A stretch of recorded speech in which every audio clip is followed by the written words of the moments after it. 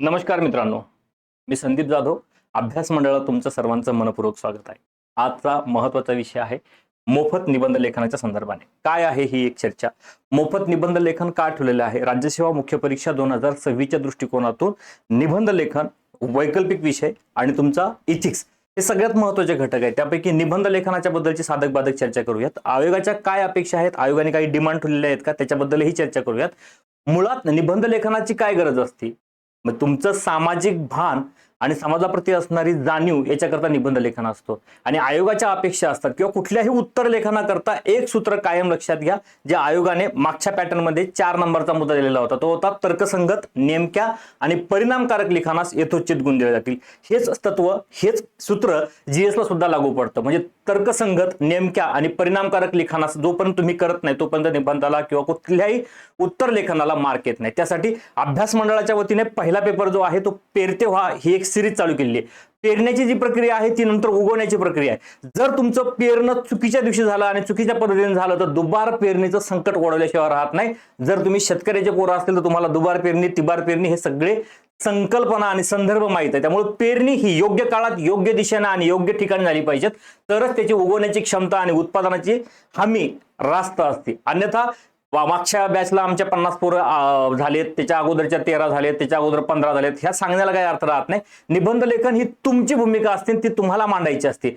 Paper वेगवेगळ्या लोकांकडून तुम्ही तपासून घेतले पाहिजेत. वेगवेगळे अँगल, वेगवेगळा दृष्टिकोन तुमच्या निबंध लेखनामध्ये असणं रास्त अपेक्षित असतो. त्यामुळे पेरा इन्स्टिट्यूट येथे उद्या म्हणजे 27 तारखेला सकाळी 9 ते 1 म्हणजे 12 वाजेपर्यंत तुमचा पेपर होणार आहे. म्हणजे 3 तासाचा पेपर असणार आहे. त्यानंतर साधक बाधक चर्चा करूयात, त्यावर बोलूयात नेमकं निबंध लेखनामध्ये काय अपेक्षित असतं. निबंध लेखनामध्ये साधारणतः तुमच्या लेखनाच्या सगळ्या पार्श्वभूमी महत्वाच्या असतात. तुम्ही लिहितात कसं, सुरुवात कशी करता आणि शेवट, समर्पक शेवट खूप महत्वाचा असतो. त्याला फिनिशिंग टच देता येतो का, महत्वाच्या काही गोष्टी अधोरेखित करता का किंवा अधोरेखनाचा बडबडीतपणा टाळता येतो का, हे सगळं तुमच्या लिखाणातून येतं. माझा पॅटर्न थोडासा वेगळा आहे. लोकांना असं वाटतं की अगोदर नोट्स द्या, फळ्यावर शिकवा, मग आम्ही लिहायला येतो. मला असं नाही वाटत. तुम्ही लिहा, मी त्याच्यावर काम करतो. कारण तुम्ही जोपर्यंत लिहत नाही तोपर्यंत मला काम करण्याला संधीच मिळत नाही. तुम्ही लिहा, मला पाहू द्या, तपासू द्या, त्यात काय चुका होतात त्या कळू द्या, मग तुमच्यासोबत चर्चा करूयात. या बॅचमध्ये साधारणतः 60 विद्यार्थ्यांची रास्त अपेक्षा आहे, त्यापेक्षा जास्त नकोय. बाकीच्यांकरता नाही का कितीही विद्यार्थी असतील तरी मला नकोय, कारण मला रिझल्ट ओरिएंटेड काम करायचंय, टार्गेट ओरिएंटेड काम करायचंय. आणि जो विद्यार्थी किंवा जो मुलगा किंवा मुलगी परिश्रम करायला मागे कचरणार नाही अशाच विद्यार्थ्यांनी माझ्यासोबत जोडा, कारण ती रास्त गरज आहे. तुम्हाला दिलेला टास्क महत्वाचा असतो. नोट्स काय आहेत तर नोट्स सातत्याने उपलब्ध आहे.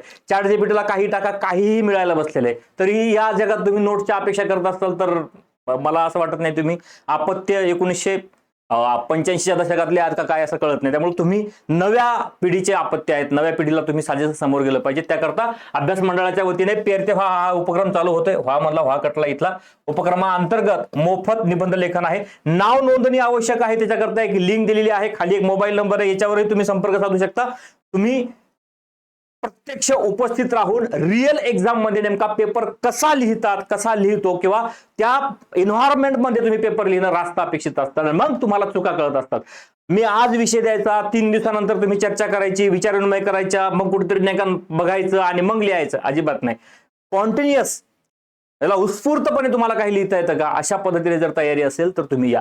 कारण कुठल्याही अकॅडमीचे निबंध, कुठल्याही अकॅडमीचे प्रश्न जशीच्या तसे येत नाहीत. तो योगायोग असतो.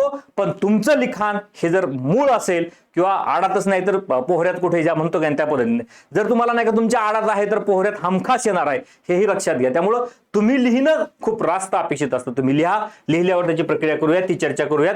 उद्या दिनांक 27 तारखेला आपला पेपर असणार आहे. पहिला पेपर सगळ्यांसाठी मोफत आहे, विनाशुल्क आहे, मोफत आहे, फ्री आहे. तुम्ही या, उत्तर लेखन करा, त्या पेपरवरची ही चर्चा घेऊयात. त्याच वेळेस तुमच्यासोबतही चर्चा करूयात, नेमकं काय आहे ते महत्वाचं बोलूयात. पेरा इन्स्टिट्यूट एसपी कॉलेजच्या बाजूला, एसपी बिर्याणीच्या अगदी बाजूला, एसपी कॉलेजच्या समोर, एसपी कॉलेजच्या एसपी बिर्याणीच्या बाजूला पेरा इन्स्टिट्यूट आहे, एन श्याम सरांचं. तिथे उद्या सकाळी 9 वाजता भेटूयात. नाव नोंदणी अनिवार्य आहे, कारण पेपरचं नियोजन करावं लागणार आहे. धन्यवाद.